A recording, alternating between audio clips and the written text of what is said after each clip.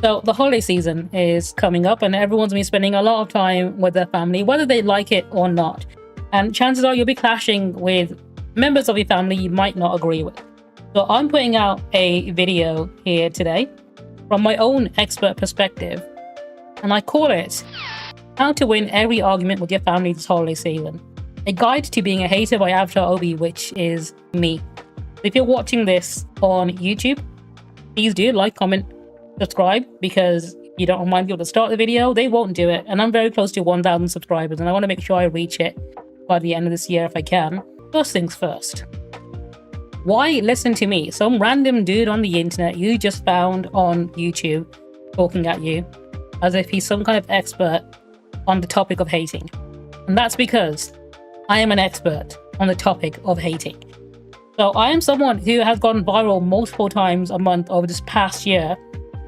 And not just for winning arguments to the point where people who have entire profiles dedicated to being hateful and racist and misogynistic, where you go through the entire profile and it's just them being racist and hateful, hurting other people's feelings, have deleted their entire account because they could not handle what I had said to them. And this isn't something that just happened once, this has happened multiple times. So I'm speaking from experience and I know what I'm doing. And hopefully you'll know what you're doing too. Like, I've turned these people into Christmas ornaments. That's how effective I've been. And as you watch this video, you'll see how I managed to achieve that. So we're going to start off with my very first topic, which is most likely to show up around the dinner table when everyone is getting together for the holidays, and that is wokeness has ruined everything. This is a very, very popular topic for people to bring up whenever they talk about any piece of media whatsoever. Most of the time, they're just parroting something they heard from a angry white dude on the internet, ranting at them via a 8-hour-long YouTube video or something. Because that's where everyone gets their opinion from these days. They don't decide whether or not they actually like a piece of media until someone on the internet has told them how they need to feel about it, which is kind of sad. It's incredibly sad, actually. Like, people just don't decide things for themselves anymore. But the first thing you can do if you want to bring down their argument, the very first step I think everyone should do is make them define what woke is, because the meaning of woke changes with the direction of the wind. And before you can debate them on what is and isn't woke, you need to make them define what it is. Because I know for a fact, every single time they do this without fail, they will move the goalpost and change the definition of what woke means. And you need to be able to catch them in the act of doing that by first making them draw a line in the sand as to what they would define as woke. Because otherwise, they'll pull off some really fucking ridiculous mental gymnastics, like trying to claim Baldur's Gate 3 is not woke because it won Game of the Year, which is something I've seen happen multiple times. The game that lets you be trans and have gay sex with everyone is apparently not woke according to them, because they think go woke means go broke. Because that game did not go broke, therefore it can't be woke. That is their kind of, I want to say logic, it's not logic. The very first thing you need to do is make them define what is woke in strict terms, because you know for a fact you can catch them out on their own definition of what is and isn't woke. And you need to be ready for it. Now, here's another really easy one to catch them out with, and that's to point out things they liked in the past are actually woke. So you'll see people say things like, oh, woke Disney is ruining everything, like Alien Romulus and Alien Earth being bad because Disney made it, because Disney are woke. But if you point out to them that the entire Alien franchise has had female protagonists throughout the entire series from the very first movie, they will immediately say, oh, it wasn't woke. And you can do this a surprisingly large amount of times, because a lot of movies that they enjoy and say aren't woke fall into the exact definition of what they would say is woke. Terminator 2, female lead, again, a movie that they would say isn't woke because they enjoyed it as a kid or in the younger years. And their frontal lobe just has not developed since then. And they think, oh, I liked it, therefore it can't be woke because only things I don't like are woke. So this is another way you can very easily catch them out with their own logic. And it's not a hard one to do either. Now, if you want to do a 180, this is a very interesting one. All the things that they say they like: pandering, Because they love saying that, oh, this is pandering to the LGBT, or it's pandering to people of color, or it's pandering to X, Y, and Z, right? Point out something that they like and say it's pandering to white dudes like you, or it's pandering to someone like you. And obviously they're going to want to rebuke it because they don't like the word pandering, so they're going to try and dispute you on that. But every time they have said something is pandering, it will fit the definition that they laid out themselves. They're essentially making them walk into their own, like, you know that scene in The Simpsons where Sideshow Bob walks into a rake that he put down himself? It will basically be that. They set the trap themselves and now they're walking straight into it. So if you see someone saying something is pandering quite often, just point out the things that they like is pandering. It's just like it's pandering to them this time. Now this is a good one. Ask them to point out which movie made them feel the most gay. And if they say that none of them made them feel gay, then there's nothing to worry about. Because one of the big reasons they are up against wokeness and everything, or gay, Disney, whatever, is because they think these pieces of media are turning people gay. So you need to challenge them directly on this and ask them, all right, which one did it? Which movie for you made you gay? Which movie have you seen turn other people gay, right? In fact, get them to rate for you a list of media they think turns people gay based on how gay it would make them or how effective it is, right? Maybe we can do a tier list out of this. And on reflex, they'll say no. And that's when you can just point out, okay, then there's no issue here. You're worried movies and TV shows are making people gay, but then now you said they're not doing it. What are they worried about, right? Clearly, this is a non-issue. But it's because they have this perpetual victim complex that they always need to be on the losing side so they can say that they are the victim of everything. That you can very easily point out the flaw in this whole thing when you point out that if it's true, then they must be gay by now because clearly the movies are winning. They keep making more movies and they keep watching them. Therefore, they must enjoy being gay, I guess. If you want to take this an extra step forward, which movie made them feel the most black? Whatever minority group they happen to be prejudiced against, whichever one made them feel the most trans even. Because depending on which group they happen to be bigoted against. Because it's very easy, you'll just poke holes in their arguments because they don't think about their arguments. They're all done based on emotional reflexes. I'm going to move on to the next one. So the next topic today is you can't say anything anymore. This one is one that people love to bring up if they want to feel like the victim of something they aren't even actually the victim of, right? They want to say their free speech is being threatened or they're being censored, yet for some reason, they don't shut the fuck up about it. One of the most direct ways you can address this is ask them to cite which specific law is preventing them from speaking what they want to say, right? Because they love being very vague about it in broad strokes. But if you say to them, all right, cool, which law is it? I want to know which magical law is making you shut the fuck up and why isn't it being enforced enough? Because there isn't one. They might bring up some very loose examples of something that happened, like people protesting or whatever, but no, if you be direct to them, you can point a very big hole in their argument in the fact that they literally are just saying what they feel and have not done any research or prepared anything to actually argue other than to complain what they feel, basically. In fact, you can take this a step further and tell them to call the cops, right? Or no, you can threaten to call the cops on them if they feel they're the ones who are saying things that shouldn't be said. And that's one of the funniest ways to make them realize how ridiculous what they're saying is. Because, I mean, I say that in the UK, you can get arrested for saying things like, don't shoot children. If you happen to say you don't think you should shoot Palestinian children specifically. But everywhere else, no, this is a very, very popular one you can bring up. Call the cops. Another funny way, if you want to hurt their feelings, you can call them a snowflake, right? If they're worried about being cancelled or people on the internet being mean to them because they said something like a fucking moron would say, just call them a snowflake. Bring up the fact that what they want is a safe space so they can feel safe to say what they want to say.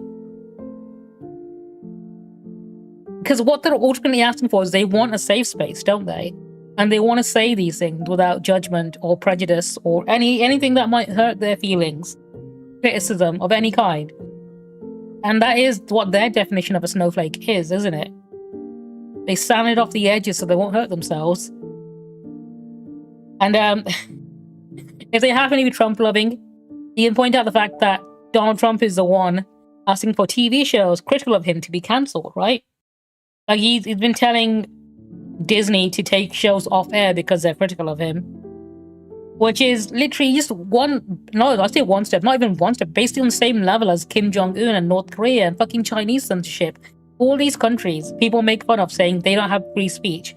Meanwhile, Trump is literally on their level doing the exact same thing.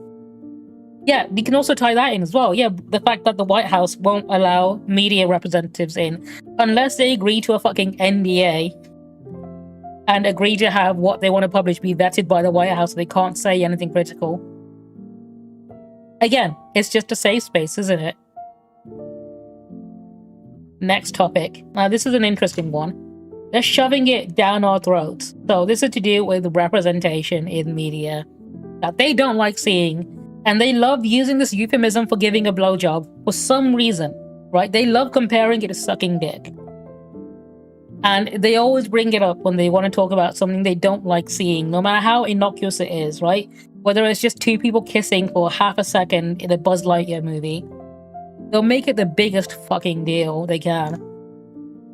So, one of the best ways to address this one. If they think watching gay people will make them gay, point out movies they've seen already, like Lord of the Rings, had gay actors in it the entire time, like Ian McKellen, he's gay. A lot of movies that they probably really fucking love feature LGBT people in them constantly. The Matrix, written by two trans people, again. The entire movie was an allegory for the trans experience. Even the whole red pill metaphor was about, taking hormones. The amount they think about gay sex is insane, honestly. And they love using euphemisms from gay culture as well. But yeah, this is one of the easiest ways to get them riled up about it. But there's another one. And that is pointing out the fact that watching movies about cool dudes doing cool things didn't make them cool, right? As much as they want to see movies that they think represents them, you can point out the fact that, hey, these movies that you do like, you're nothing like them. So why are you worried about watching a movie with a gay person in or a black person in it? It's not going to turn you black. Which is I think what they're worried about for some reason. But this is the kind of logic that would appeal to their small p brain because it's an easy one to swallow. But the next point is, if they don't want to see people of color in movies, say, I thought you didn't see color. Because one of the things, American Psycho is a good example. It literally is, because so many people misunderstand that movie as satirical of this whole, grind culture that Wall Street dudes or, rich white bankers and stuff try and, glamorize, right? It's meant to be satirical of that. But most people who watch that movie and love it don't see that. But also, American Psycho is a Christmas movie because it takes place during Christmas. There's even a Christmas party in the movie, so I think it counts as a Christmas movie. Die Hard can count, American Psycho can count. In fact, I'll be watching American Psycho this Christmas. Yeah. One of the things they love to say when they get accused of being racist is they don't see color, right? In which case, if this is true, why would they be mad about people of color being in movies? They should not be able to see that, right? In fact, they should not be able to see when a person of color is even in a movie or be mad about it because they wouldn't know because they don't see color. Turns out they really fucking do. This is one way you can catch them out in their own logic. Now, we're moving on to the next topic. There are only two genders. This is one you'll probably see a lot because the whole trans debate is what they call it, is currently one of the biggest issues they love to yap about. One of the ways you can counteract this is immediately just ask for their pronoun. If you hear someone want to bring this up over the holiday period or just online, they're going to be at home doom scrolling on their phone, don't want to chat shit on the internet, start arguments, ask them for their pronouns. This is one of the ways you can easily then get on, because if they tell you that they have no pronouns or no preference, you can assign them pronouns, right? And if they get upset at the pronouns you assign them, then point out, okay, they do have preferred pronouns. They just don't like the word pronoun. Alright, the next one is an effective one. You can actually use this for a lot of things, like abortion law that they want to argue about if they're pro-life or stuff like that. Just say, oh, you mean like Sharia law? Because a lot of the things that they want to see happen, that happen to be very conservative leaning, probably falls under what they consider to be Sharia law as well, right? Oh, women belong in the kitchen? Oh, you mean like Sharia law? That's what they want, right? Because I imagine most of these people are going to be very Islamophobic, and being compared to a Muslim person is probably one of the worst things you can ever do to them. So this is more of a universal one, but I put it in this one specifically because this topic is the one that you'd probably get the most effect out of it with. But you can use this again for pro-life debates. Just point out the fact that what they want is Sharia law. In fact, if you're funny enough about it and subtle enough, you can probably call it Shakira law and get away with that. Ask to see their biology degree. So if they want to talk about biology, ask them to see their qualifications. Ask them which university they went at. Where did they graduate from? Where's the degree? Ask them what grade they got in high school for biology, right? Because they seem to be a fucking expert on the topic. They must have a high grade. It's because Marriage Wizard, her hips don't lie, and they are fearful of the truth. That's what it is. Conservatives and far-right people are afraid of the truth, and her hips do not lie. Another one is, if they're such good experts on biology, ask them to explain why male seahorses give birth and not the female ones. Because they love to have very strict definitions of gender, and they tell you that it's all nature, or it's biology, or it's simple biology, or it's genetics. And you can ask, it's not even just seahorses, there are multiple animals in the animal kingdom you can point to and say, all right, explain this to me, Mr. Expert. There are animals that can change gender, like clownfish. If you ask them to explain that, I believe you can get them caught in like a feedback loop or something, where their brain will be constantly buffering because they don't actually know the answer to this, because they haven't actually studied biology in any way, shape, or form. Point out that getting their hair cut short is gender-affirming care. This is mostly in case of if you're arguing with a cis white dude, which I assume you would be in this case. But yeah, you can point out the fact that things that they do in their daily life, like getting a haircut, is gender-affirming care. It's the kind of gender-affirming care a trans person would also do, right? A lot of things, I think the way they dress, the way they present themselves, the way they speak, you can just point out a lot of things that they do in regards to their appearance and how they present themselves and say that's just gender-affirming care. And I think that one would rile up them quite a bit because they don't want to be seen as people who are doing things that the trans community do. They even point to the music they listen to as well and say, you know, the way they're presenting themselves by identifying with this kind of music is also part of the trans experience. Ask them how they would prove their gender to go in the bathroom. Then say you don't think they would be allowed in. So my chair's in the way, so I'll move out the way for this one a little bit. But this is one, because they obviously want to police how people can use public bathrooms, right? They're going to bring up this topic eventually, right? Who's allowed in which bathroom. But when it comes to how they would prove which toilet they want to use, they'll probably say something like whipping out their penis, which is public nudity, which would be, you know, enough to get them put on a register, especially if there are kids around, because they're doing it in public, right? That would make them a sex offender. So you can then call them a sex offender if they say that. And you know, they'll say things like, oh, how I'm dressed, you can tell by how looking at me. You can just look at them and say, no, I don't think so. You look trans to me. Legitimately, like, you can break down the way they present themselves and say, yeah, but you do this like a woman or whatever. And say they don't look convincing enough to be allowed in the men's bathroom. Yeah, because we can always tell, right? Straight up. And you can just point out the fact that they themselves don't pass, which is a good way to point out how flawed the whole system is. That's what I've got for this one. I think I'll move on to the next slide on my presentation. And this is an interesting one. I'm not sure how much it'll come up anymore these days because we've got so many topics, but you might find yourself arguing with someone who says climate change isn't real.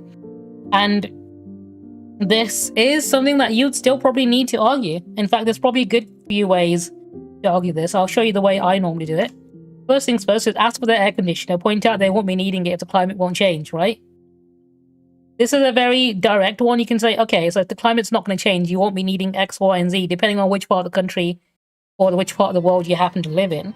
There are certain things that they have in their home that are designed to help with things like climate change, like heat waves or cold snaps, depending on which part of the world you are, of course. And just point out, okay, if you don't believe in climate change, why did you buy one of these, right? Because they know shit's changing and they want to be prepared for it. Another one is challenge them to stop paying for insurance against something they don't think exists. They might not believe it, but their home insurance company does. So home insurance companies absolutely charge more for things like flooding or storms or things like that. And you can point out for the fact that if they don't believe in climate change, why are they paying for the extra protection on their home against things that are caused by climate change? And if they don't believe in it, they should not be paying for it. It's weird how people in Texas still deny climate change when the climate in Texas once did change and the entire fucking state froze over. It's happened literally before their very eyes. It snowed in Texas for the first time in history. And they're like, no, climate change is not real. Point out their energy bill has been getting higher. So you can point out for the fact that they might not believe that the climate is changing, but the amount they're paying for energy has, and that is literally in proportion to climate changing.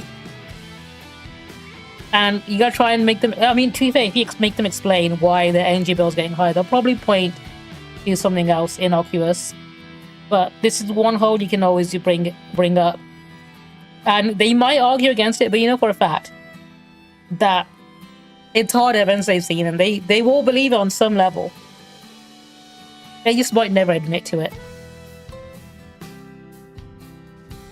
Next one is send the immigrants back. So we're on to the topic of migration now and migrants. So if they think immigrants are getting too many free handouts, tell them to just throw their birth certificate in the sea and go get the freebies too. So in the UK specifically, you'll get people who say asylum seekers are getting 5-star hotel treatments and free phones and laptops.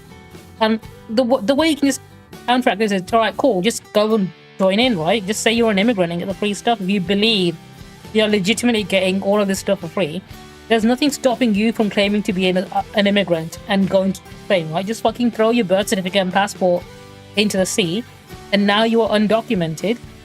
Go ahead, go get all the free iPhones and iPads you want if that's what you think migrants are getting.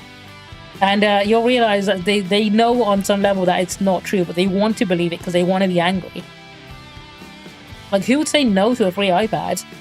Point out they must be really annoying if their employer is willing to replace them with someone who doesn't speak English. So this is specifically in regards to the whole they took our jobs crowd, right? So if they're crying about immigrants taking their job, just point out that they must be a really fucking shit co-worker if everyone at their job is willing to replace them, or if their boss is willing to replace them with someone who doesn't even speak the same language, right? Well, they must be that easy to replace. Because honestly, they should be mad at their employer for exploiting cheap labor, but instead they're mad at the immigrants for taking the job at a lower pay. No, make sure they're angry at the right person. Say it's their boss's fault for employing these people at fucking exploitative pay grades, right? Maybe that's what we should do. Maybe we should do that. We should make them angry at the right people. Now, this is a good one. Call them a diversity hire and challenge them to prove that they aren't a diversity hire. You know, the whole diversity hire thing can go both ways. Maybe they're the token hire that they added in for diversity, right? If they're saying that immigrants are taking all the jobs, that means they are the one that's not an immigrant. They are the diversity hire, right? This is an interesting one because it'll probably upset them more out of all of these. Anyway, I've got the big topic up next. And that is, Israel apparently has a right to defend itself, which is probably going to be the topic that kicks off a lot of arguments over the holiday period, because it's the one everyone loves to argue about. And the way I set up this one is, ask them if they're more willing to repeat in public something Miss Rachel has said, or something Nick Fuentes has said, right? Because they apparently believe Miss Rachel should be anti-Semite of the year over him. In fact, a lot of them aren't mad at him because he's right-wing and people obviously he's very, very, very right-wing to the point where he hates Jewish people. So obviously he's very anti-Semitic. But apparently, Miss Rachel saying "don't kill children" is worse because she's the one that the Anti-Semitism League, I think it's called, are saying should be anti-Semite of the year, which is absolutely shocking that I didn't get nominated for that one because I support Palestine so vocally all the time. But I guess she's got a bigger platform than me, so she gets seen more doing it. Ask them how many Hamas fighter jets and naval ships Israel allegedly defending themselves from, right? Because Palestine don't have any of these things. Gaza doesn't have any of these things. So you gotta ask them, like, all right, cool, what are they defending themselves against? Kids throwing rocks at them? Kids running away from them? Sniping children in the head, aren't they? as they're running to go get food because they've been starved. If you want to engage in the discourse with them, ask them, all right, cool, what kind of jets are Hamas using? What kind of tanks? What kind of naval ships? What kind of submarines are they using? Exactly, why are they attacking all these places? I mean, they'll even tell you as well, they believe that Hamas's leaders are in Qatar, right? The very place Trump went and got a brand new private jet from. So why do they think that Israel needs to defend themselves from Hamas in Gaza when they believe that Hamas leaders are in Qatar, which is where Trump went to get a brand new jet, and they aren't questioning it? They are not questioning that in the slightest. Make them explain why Israel needs to defend itself from journalists, because for some reason, but maybe someone explained this to me, Israel seems to be killing a lot of journalists, right? It seems like every month they've killed another one. It's like the weapon they're afraid of most is a camera. I legitimately think wearing a vest that says journalist on it in Gaza makes you a bigger target. This happened too many times to be a coincidence. It's not an accident if it keeps happening, right? Ask why Israel keeps needing to defend itself from aid workers, because they also happen to be attacking aid workers. In fact, they not only killed an ambulance full of aid workers, they then tried to bury it in the desert, and they almost got away with it if the person in the ambulance didn't record it on their phone and the phone was recovered later, right? The whole thing was recorded, and to be fair, that was the first time they've been caught. How many times have they done it before they've been caught? Because it seemed like a routine thing to kill an ambulance full of aid workers and then bury them in the desert. What kind of threat was the ambulance? What threat were they hiding from? What were they fucking defending themselves for? Whenever I bring this one up, I get blocked. I'm hoping someone will tell me one day, because I keep asking and I want to know why. And for some reason, nobody wants to tell me this one. Everyone's like, alright, cool, blocked. Don't bring this up again. My next topic is the right to bear arms. And this is one you can have a lot of fun with. Because you can say to them that Grindr is where most people go looking for bears with big arms, right? That's like the most popular place to go looking for them. In fact, ask them if they've ever heard of it. They might even have it installed on their phone. How often do they use it? Do they want a paid subscription to it? You can gift them one for Christmas. You can point out that minorities are more likely to be the victims of violence, so they should get priority for guns if they're there for safety, right? You can make a lot of arguments in this sort of train of thought in regards to if they try and argue that guns are there to protect people, point out the people that need to be protected most are trans people, people of color, LGBT people, all these minorities they don't like. And, agree with them. We need to protect our people. Therefore, we should arm them, right? Arm the dolls is, I think, what people say on the internet. And they won't be happy about that idea. Another one. Ask them, was that a Grindr notification? Every single time their phone dings. So whenever you hear their phone go off, ask them, is that another message on Grindr you got there? Because for a fact, they know what Grindr is. They know it's popular amongst the right. You might even be correct when it happens. Who knows? But this is one if you just want to wind them up. And finally, bring up Charlie Kirk. We carry the flame, right? Because there's no better argument against gun control than the fact that Charlie Kirk was killed by gun violence, right? Including or not including gang violence. In fact, this is probably their most sore spot, because for them, it's still recent. I think to them, this is the equivalent of when the Queen died in the UK. In fact, you can also bring up the fact that Charlie Kirk was killed by a straight white dude, right? From a Christian family. My next topic is free healthcare is communism. For some reason, the slide did not set up properly, so I'll do it this way. You can point out that people in America, if you're in America specifically, and people are arguing against free healthcare, you can point out that they are already paying for free healthcare. It's just for the people of Israel, right? Because they send a lot of money to Israel. Israel has healthcare coverage for the most basic healthcare needs in Israel, right? So they are paying for free healthcare. They're just not getting any of it. You can also bring up the fact that if they're constantly bragging about how much they don't need to go to a doctor because they are so healthy, ask them why they're paying so much for nothing, because healthcare is expensive, right? And that money is something that they could save, but apparently They spend it on something they've never used. It's just fucking evaporating into thin air. And then you can also take it further and ask them, you know, if you're paying for healthcare, why aren't you healthy? This, I think, is a very, if you want to be cheeky and very personally attack them, right? Point out that they aren't very healthy. You find communism, they'll say that. And then because people will say things like, oh, look at this picture of homeless people on the street. This is what happens under communism. And the picture they show you is modern day people living under capitalism in New York or something. It's like, hey, this is how people are currently living under capitalism. How can you say this is communism? But it's because they don't have any fucking understanding of what either of those things are. So, and that is my last slide. Subscribe if you're watching on YouTube. Comment below if you have any topics or talking points you think I missed out. I spent a good 30 minutes on this whole fucking presentation, so I hope people appreciate it enough. If you like, comment, subscribe, hype the videos. That's a new thing YouTube have introduced. You can hit the hype button. You can do it 3 times actually on each video.